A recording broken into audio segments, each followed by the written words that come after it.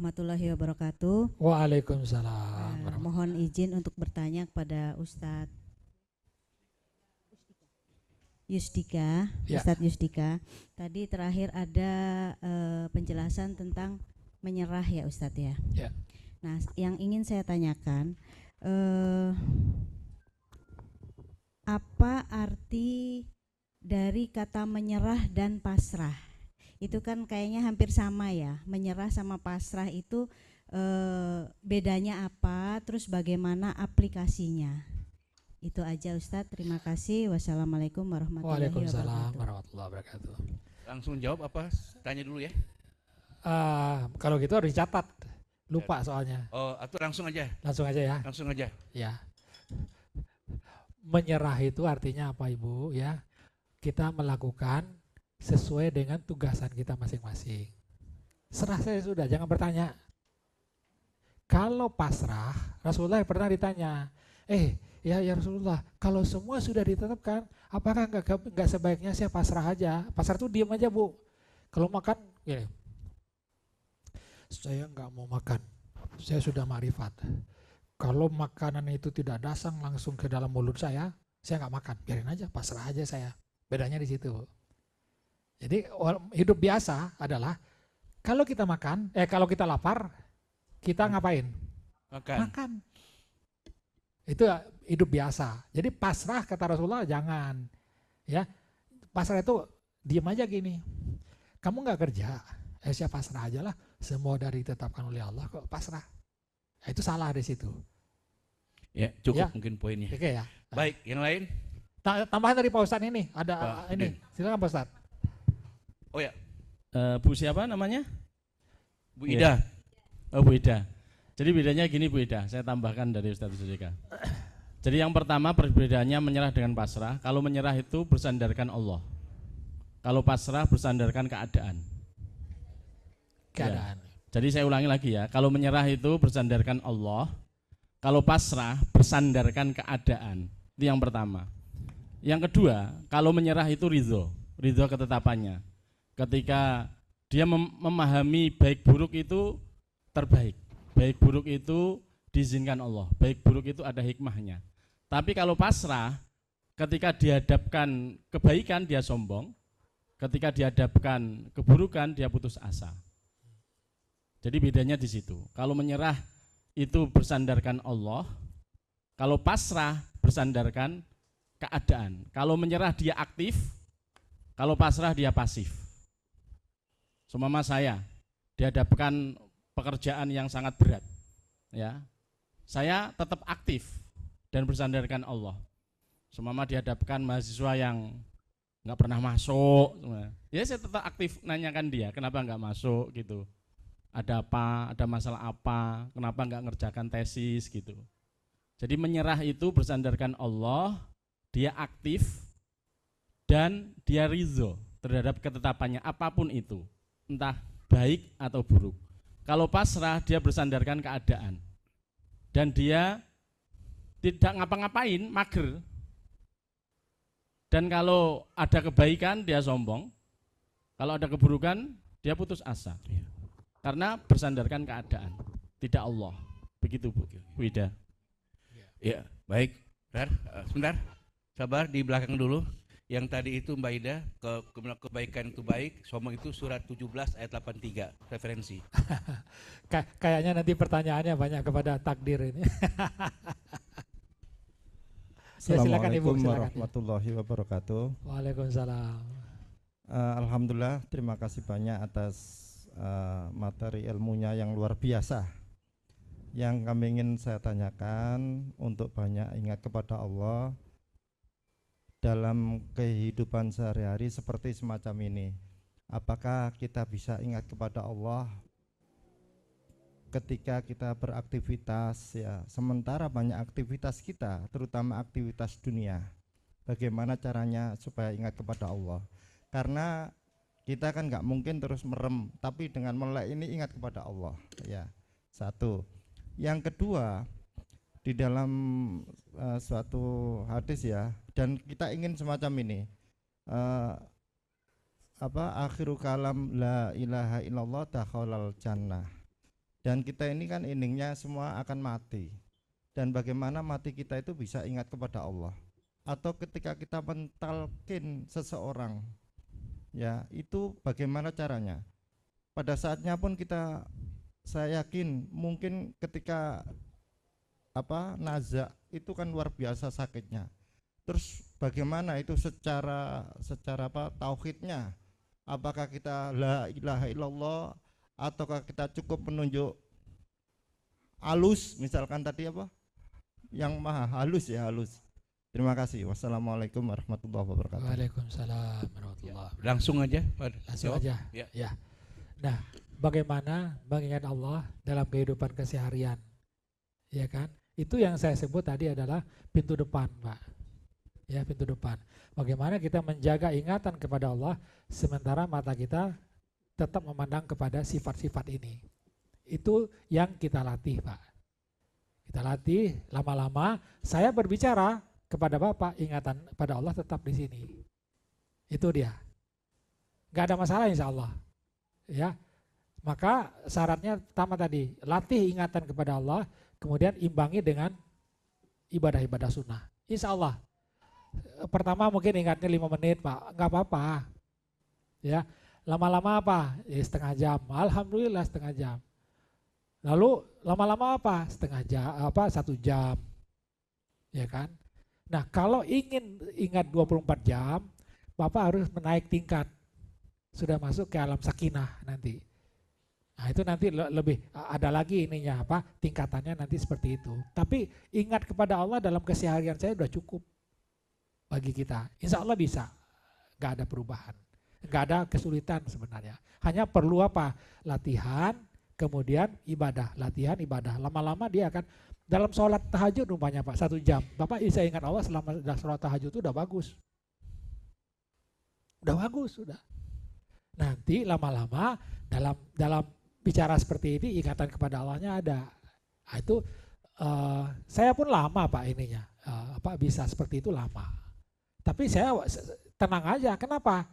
Kalau sudah diizinkan Allah bisa? Bisa nggak kalau sudah diizinkan Allah? Bisa. Nah itu dia. Ridho saja kita. Ridho. Yang penting kita lakukan secara Kalau ada keinginan untuk lakukan saja. Lakukan ibadah, lakukan zikrullahnya, lakukan. Hidup macam biasa. Gak ada pertanyaan kenapa, gak ada. Ada izin Allah, lakukan. Itu Pak. Yang kedua apa tadi? Oh ya, nanti ada materinya Pak. Bagaimana keadaannya saat sakaratul maut. Bagaimana mengantar orang sakaratul maut. Ada nanti materinya. Jadi kalau kita orang yang ma'rifatullah, karena sudah terbiasa ingat kepada Allah, tiba-tiba ada rasa dingin dari dalam dada kita naik ke atas, malah kita senang. Kenapa? Artinya rasa dingin naik ke atas, artinya ruh kita akan sedang naik ke atas. Naik ke atas kita ikutin saja. Tiba-tiba kebuka dari sini, ada ruhnya keluar dari depan. Kalau keluar dari depan itu, kemudian ininya kelihatan cahaya, innalillahi wa inna ilaihi raji'un. Saat itulah kita habis umur kita. Ruh kita itu akan pergi ke alam barzah nanti. Saat itulah meninggal kita. Tapi kalau naik ke atas ya, kemudian keluar di sini gelap, alhamdulillah. Artinya apa? Umur kita masih ada. Sampai di situ nanti pengetahuan kita Pak. Jadi ucapan la ilaha illallah itu ya boleh-boleh saja kalau orang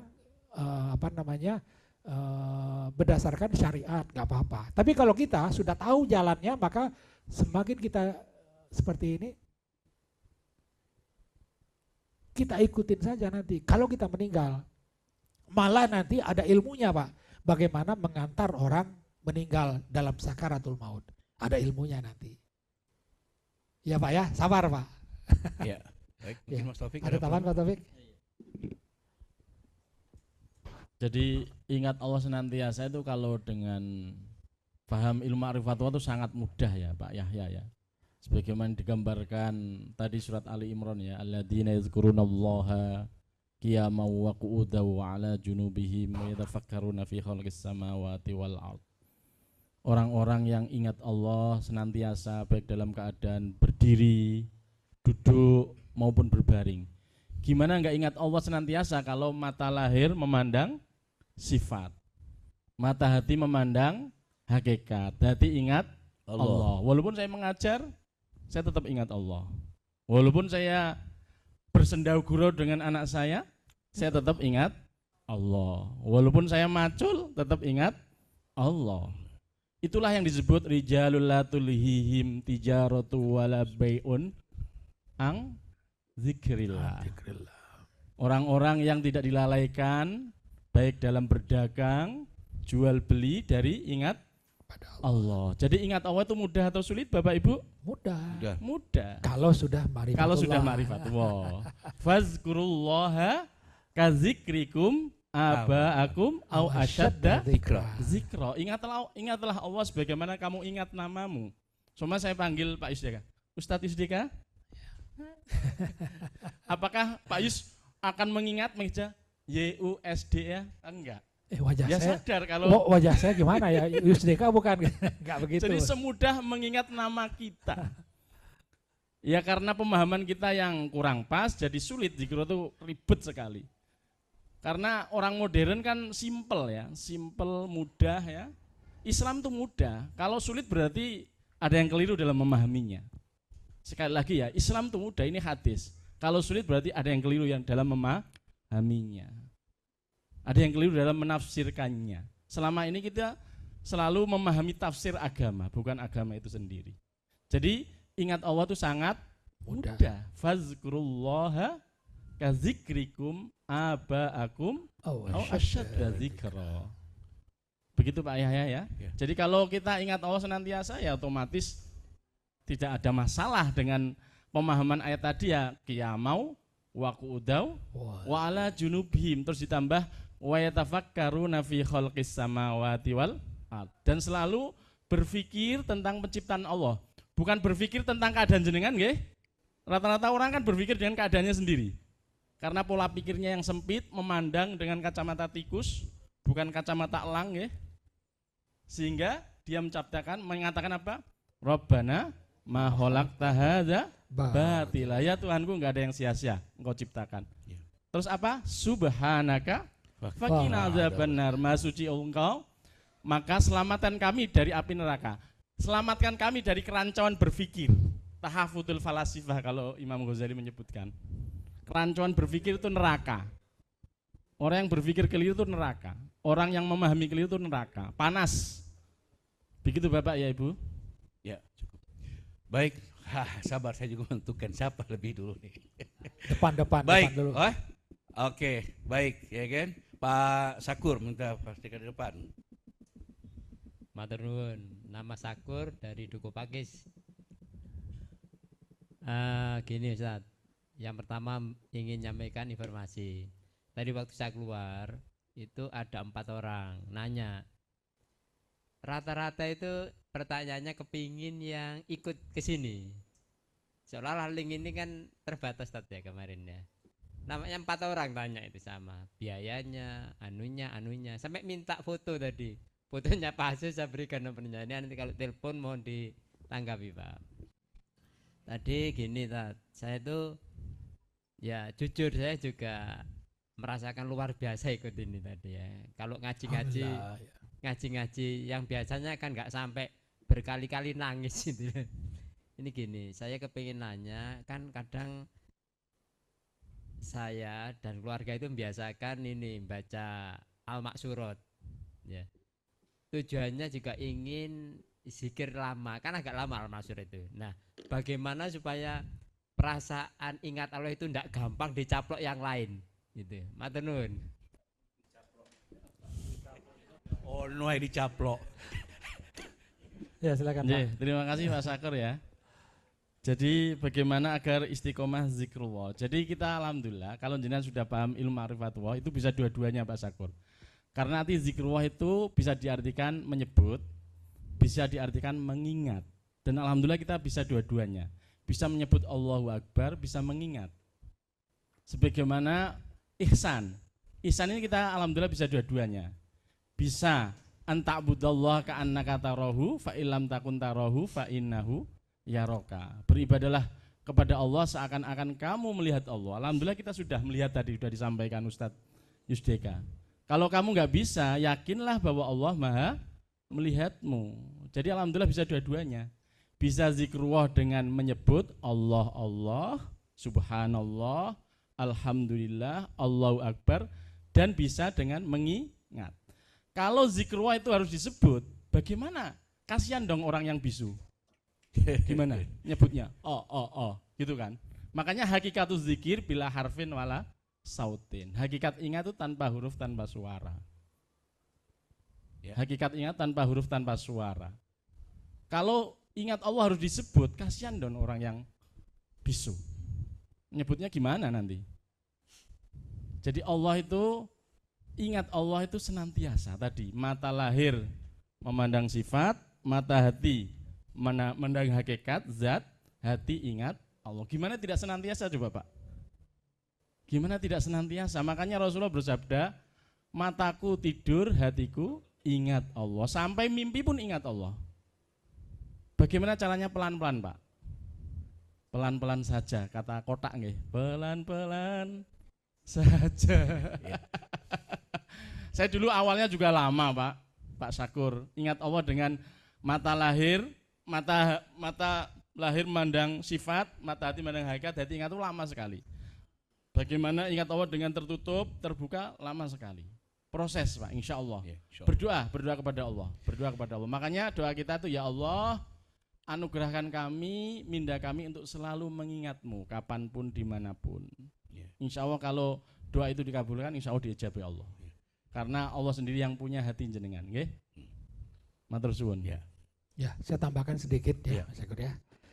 Bahwa nanti lama-lama ya, memang kita tidak banyak lagi membaca masyhurat dan sebagainya. Kenapa?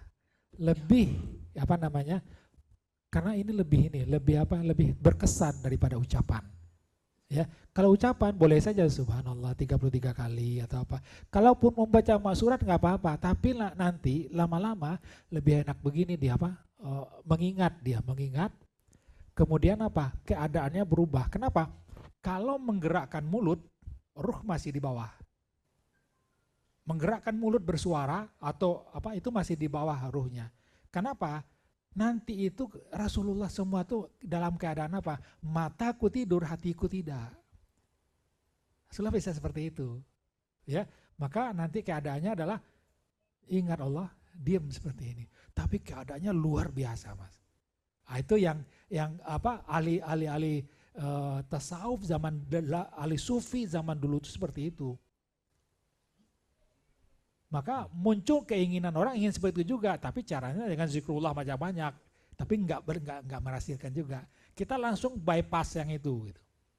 Itu maksudnya. Iya. Nanti insya Allah nanti akan tahu perbedaannya. Kalau sudah mengalami seperti itu, lama-lama kita enggak mengucap lagi. Kita sebenar-benar keadaan bala syahidnya itu ada gitu. Itu lebih enak daripada bacaan. Ya. Ya. Nah itu jawaban saya, tambahannya. Masya Allah, cukup ya. Baik, berikutnya oke Pak Syafaat, silakan.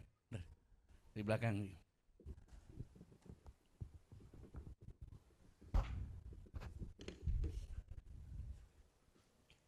Assalamualaikum warahmatullahi wabarakatuh. Waalaikumsalam. Nama saya Muhammad Syafaat dari Waru Sidoarjo. Ini kan ada ya orang yang stres karena dihantui rasa bersalah, dihantui rasa menyesal karena mungkin kesalahan ataupun dosa. Ketika kita mendapatkan peran dosa yang tidak bisa kita hindari, itu bagaimana solusinya? Karena orang itu bisa stres karena dihantui rasa bersalahnya yang ditimbangi dengan keharusan kita menerima peran dosa tadi. Demikian, terima kasih.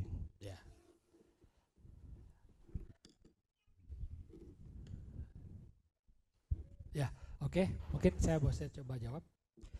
Tadi sudah saya sampaikan, kita selalu berada di dalam keadaan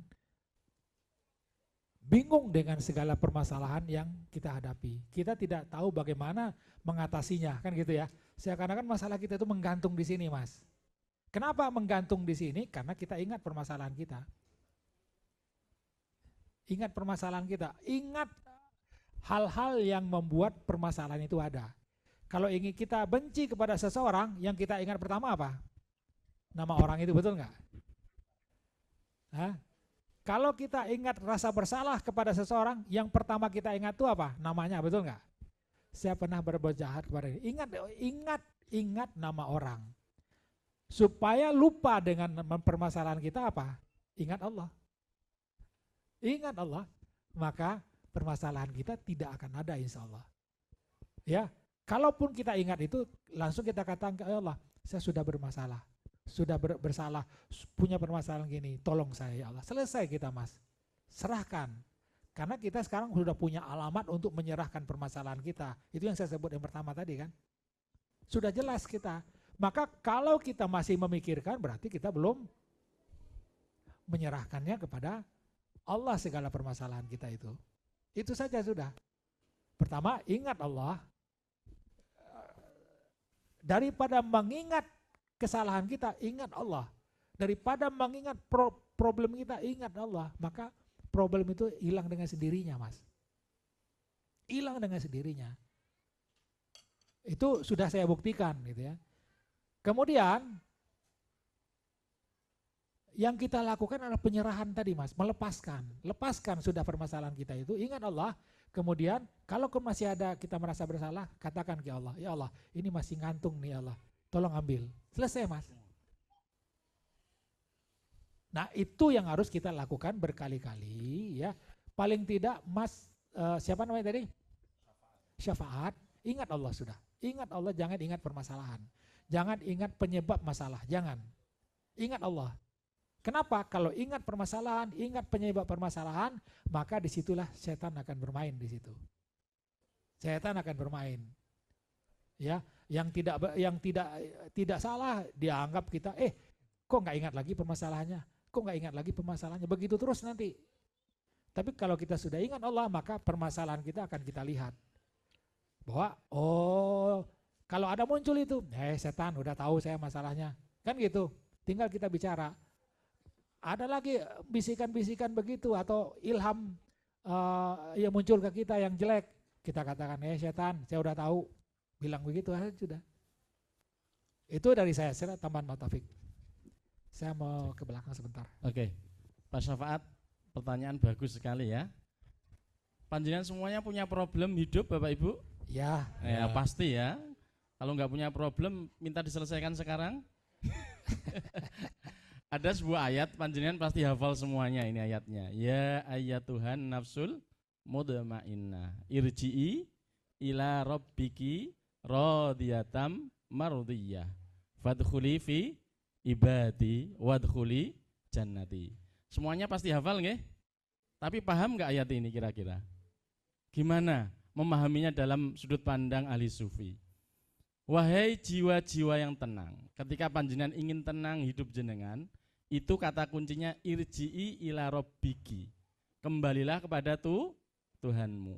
Dulu sebelum saya paham ilmu ma'rifatullah, menafsirkan ayat ini kembali kepada Tuhan itu mati, wafat. Ternyata keliru. Ternyata kembali kepada Tuhan itu setiap detik, Pak. Setiap detik. Setiap detik. Ketika jenengan kembali kepada Tuhan, pasti radiyatan mardiyah, pasti ridho terhadap ketetapannya. Maka ketika jenengan ridho terhadap ketetapannya, Allah pun membalas mardiyah. Jenengan akan diridhoi. Maka fadkhuli fi jannati, masuklah kepada surgaku. Kita bisa merasakan surga sebelum surga sebenarnya. Kalau hati kita tenang, neraka kan sumpek. Nggih. Kalau surga tenang. Wadkhuli fi ibadi wadkhuli jannati. Masuklah ke dalam kelompokku, golongan Allah. Jadi seumpama Pak Syafaat punya anak, nggih. Ini problem kehidupan, salah satu problem kehidupan, nggih. Pak Syafat punya anak perempuan, dilamar laki-laki. Sudah ditentukan tanggalnya, seumpama 2-3 Juli Pak Syakur ya. Saya ini contoh Pak. Sudah ditentukan tanggalnya 2-3 Juli. Tiba-tiba calon suaminya ini membatalkannya. Kira-kira panjenengan sebagai manusia biasa bagaimana? Gondok enggak? Pengen ngemplok ndas? Pengen mangan enggak gitu? Gondok nggih? Itu kalau tidak ingat Allah. Kalau jenengan irji ila rabbiki, jenengan ridho enggak? Ridho, enggak apa-apa nak. Kamu membatalkan tanggal hari hanya enggak apa-apa. Aku ridho. Mungkin anakku bukan jodohmu.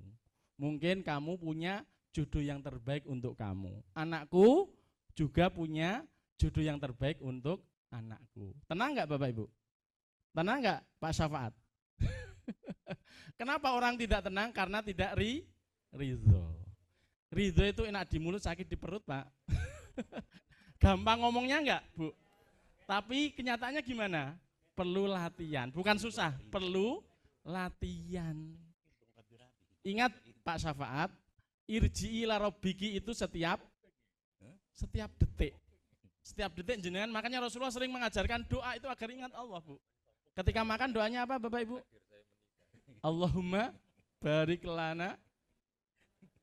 Nah, itu cara latihan agar ingat Allah senantiasa. Dulu ternyata pemahaman saya salah Bapak Ibu.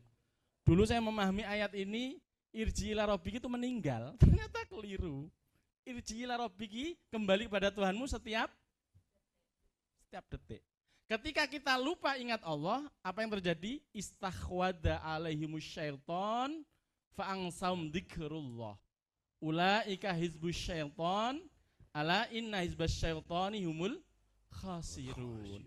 Setan melalaikan kita ingat Allah, maka mereka termasuk kelompok setan.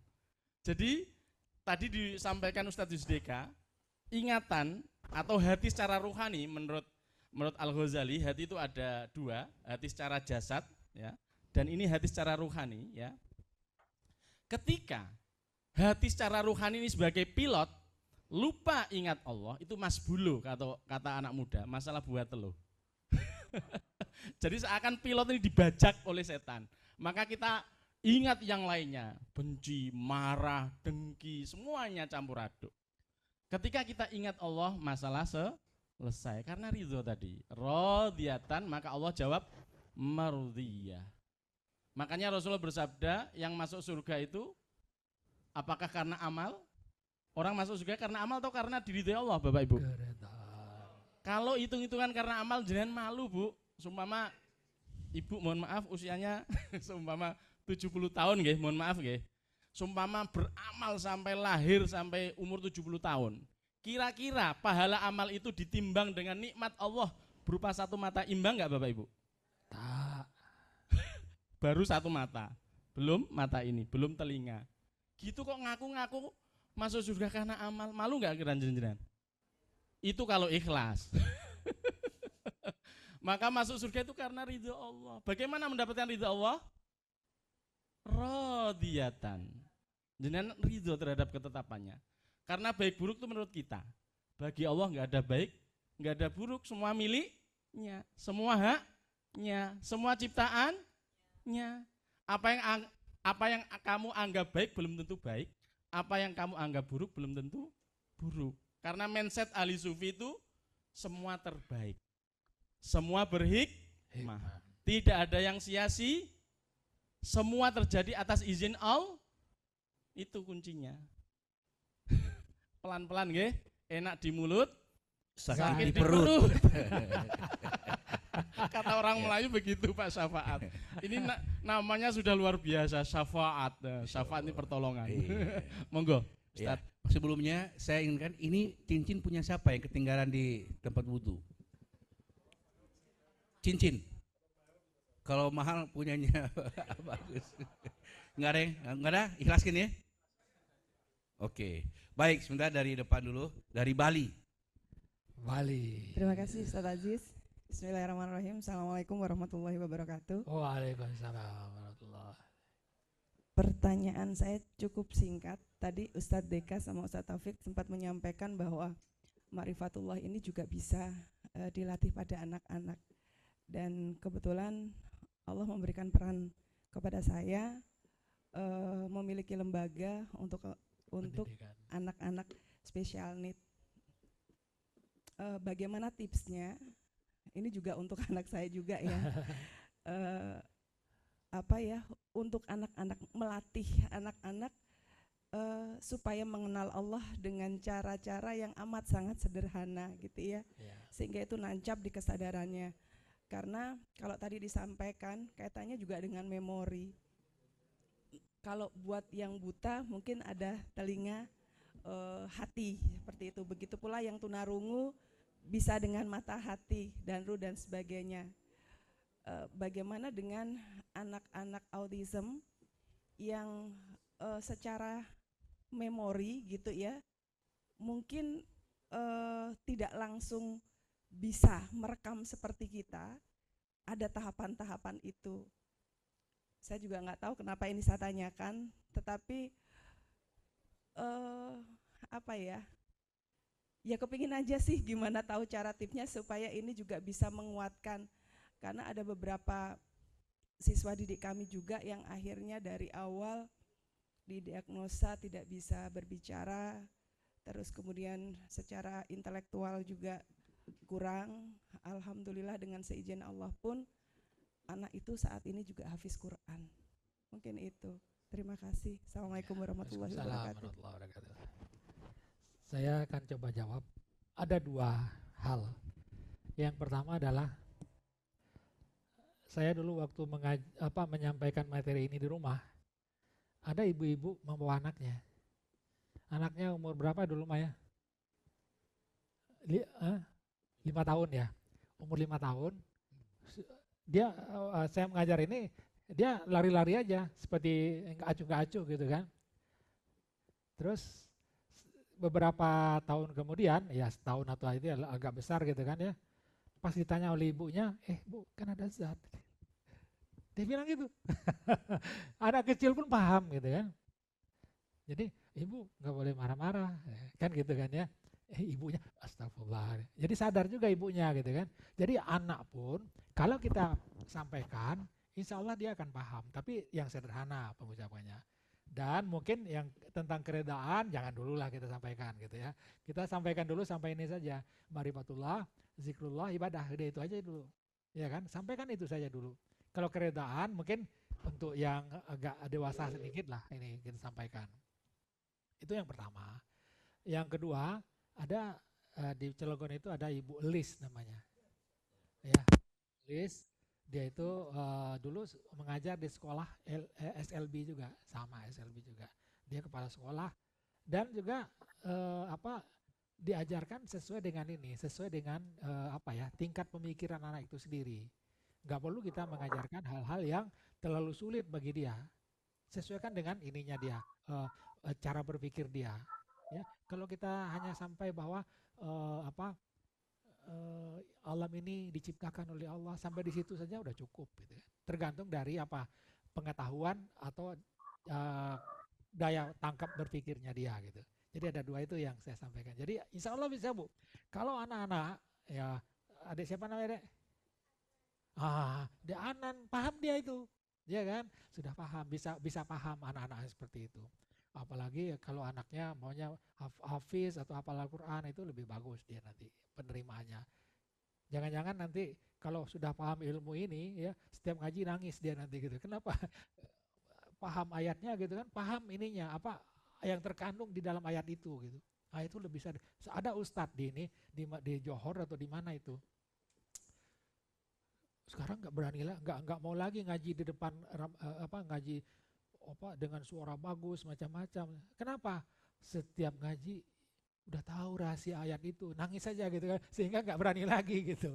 Jadi begitu Ibu. Ya, insya Allah sesuai dengan ininya, sesuai dengan tingkat berpikirnya dia. Tambahan Pak Taufik silakan. Bu, siapa namanya Bu? Bu Agus. Nggih. Fazakir fa inna dzikra tanfa'ul mu'minin. Kita sering mengingat ayat ini nggih. Ya. Teruslah mengingatkan. Karena dengan terus mengingatkan itu sangat bermanfaat. Sama halnya kita harus selalu mengingatkan kebaikan. Karena menurut teori pendidikan, kita ini punya alam bawah sadar. Ketika kita terus mengingat nak sholat, nak jaga kebersihan, itu akan masuk ke alam bawah sadar dia.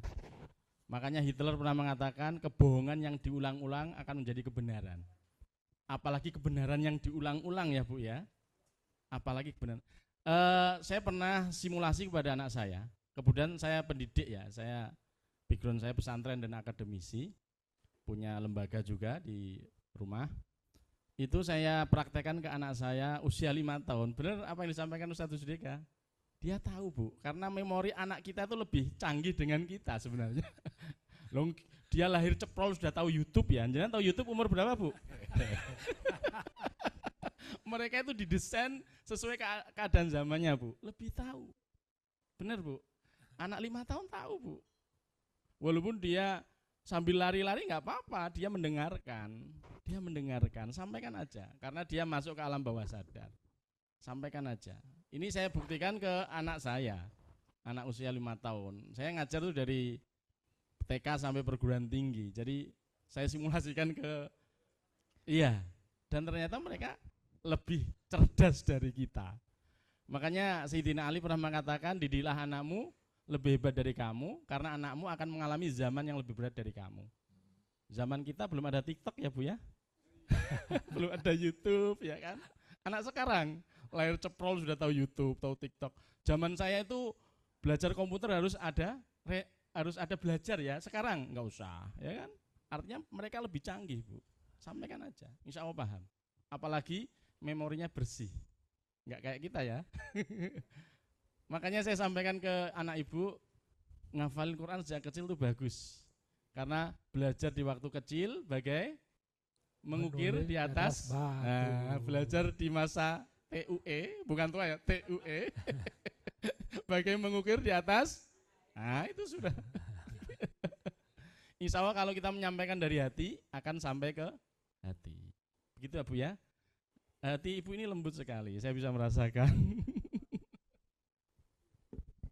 Baik, Mas Sujarwo, silakan.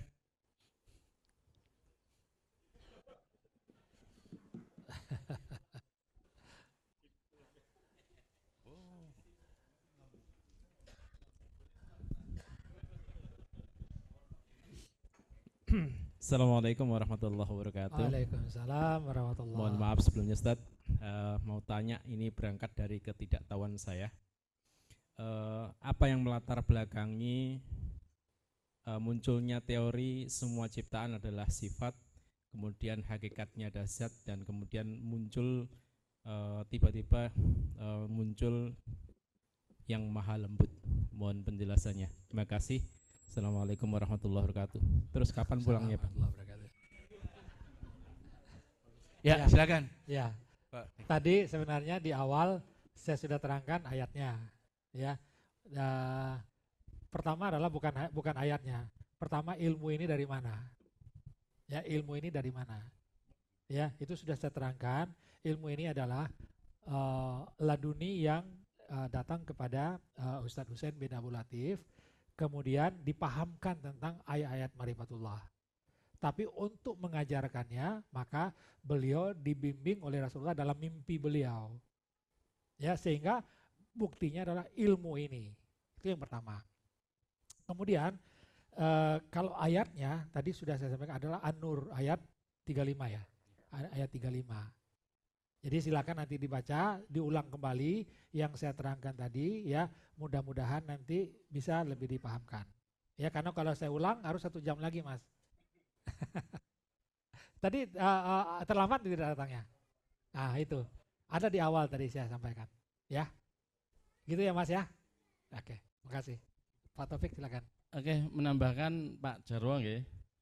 Yang melatar belakangi itu ilmu ini disampaikan oleh Ustadz Husain bin Abdul Latif. Beliau mujaddid tauhid. Seumpama ini bertentangan dengan Al-Quran, saya yang pertama kali menentangnya karena saya hafiz Quran. Seumpama bertentangan dengan akademisi, saya yang pertama kali menentangnya. Jadi dulu saya memahami Al-Quran itu tidak seluar biasa ini. Jadi makanya ketika jenengan sudah terbuka pintu ma'rifat, jenengan insya Allah akan terbuka ayat-ayat ma'rifat semuanya, jangankan ayat Al-Quran, ayat-ayat kauniyah kita terbuka semuanya, karena kita sudah tidak buta. Karena kita sudah tidak buta insya Allah. Kita sudah melihat kekuasaan Allah, melihat kewujudan Allah, melihat kemahabijaksanaan Allah. Saya dulu nggak paham mahabijaksana Allah itu apa, maha melihatnya Allah itu apa. Padahal hafid. Padahal hafid saya hafid sejak kecil Pak. Pak, saya juga akademisi. Saya S3-nya bidang usul fikih, syariat. Alhamdulillah setelah paham ilmu ini semua terbuka Pak insya Allah. Jadi benar yang disampaikan Ustadz Yusdeka. Ketika saya membaca ayat itu enak sendiri karena seakan-akan hujan deras mengilhami saya. Karena ketika membuka ayat Al-Quran terbuka semua pintu ma'rifat. Hamim, Ain, Sin, Qaf, ya kan? Hamim, Tanzilum minar rahmanir rahim, kitabun fussilat ayatu Qur'anan Arabiyyan liqaumi ya'qilun. Nangis saya Pak, karena sudah terbuka pintu makrifat. Beda kalau masih tertutup nggak akan nangis, nggak akan paham ayat tadi, ya ayat Tuhan nafsul mutmainnah irji'i ila rabbiki radiyatan mardiyah. Kita itu kebanyakan nyebut atau kebanyakan ingat Pak? Bu? Nyebut. but gitu. Makanya di dalam Al-Quran Rasulullah Allah berfirman, Qul lan tu'minu walakin qulu aslamna walamma yadkhulil imanu fi qulubikum. Katakan kamu baru mengatakan Islam, belum iman. Karena iman belum masuk ke dalam hatimu. Islam hanya di bibir saja, belum sampai kepada sikap penyerahan kepada takdir. Makanya hidupnya susah terus. Makanya fakina ada benar. Jangan kira neraka itu di akhirat loh Pak. Surga itu di akhirat saja loh. Di dunia ini kita bisa merasakan surga sebelum surga sebenarnya. Karena sifat-sifat surga itu apa? Damai, tenang ya, penuh persaudaraan. Wa nazza'na ma fi qulubihim, enggak ada yang nyambung. Min hiling tajri min tahtiyal anhar. Kami cabut rasa benci di dalam hatinya. Gimana enggak surga Pak? Enggak ada benci di hatinya. Ya kan? Enggak ada benci.